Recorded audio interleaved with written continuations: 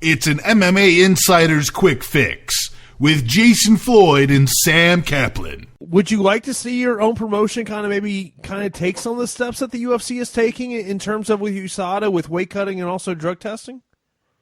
Honestly, I'm worried about going into my next fight in Italy. I don't know if we're getting drug tested or not. I hope the whole card is, but I don't know who's the governing body, if it's Italian people or if they're, part of the U.S. is coming over.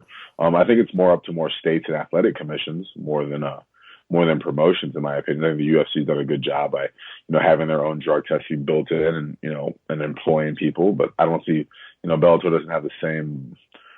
Bellator doesn't, I won't say have the same amount of funds. Obviously they're Viacom owned. They don't spend the same funds for things like that. But yeah, I'm a little bit worried going into my fight that people have the tendency we're going to have the ability to use drugs and steroids without being tested going over there.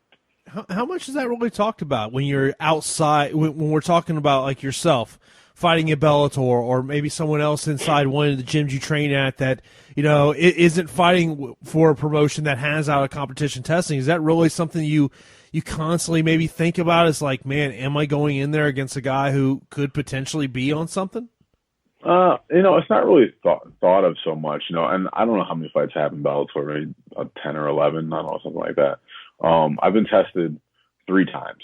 Once in Atlantic City, New Jersey, when I fought Shemenko in 2011, and twice in California. So versus Beltran and versus the current middleweight champ. Those are the only times I've been testing. That was commission based, not Bellator based. And that's with both regimes and everything.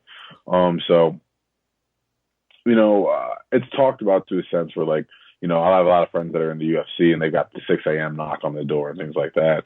Yeah, USADA does like the 6 a.m. wake up call.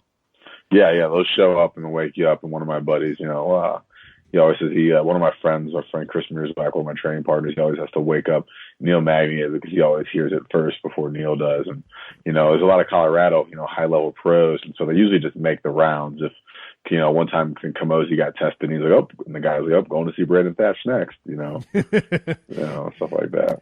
You can catch the MMA Insiders with Jason Floyd and Sam Kaplan on TuneIn Radio, iTunes Radio, and RadioInfluence.com.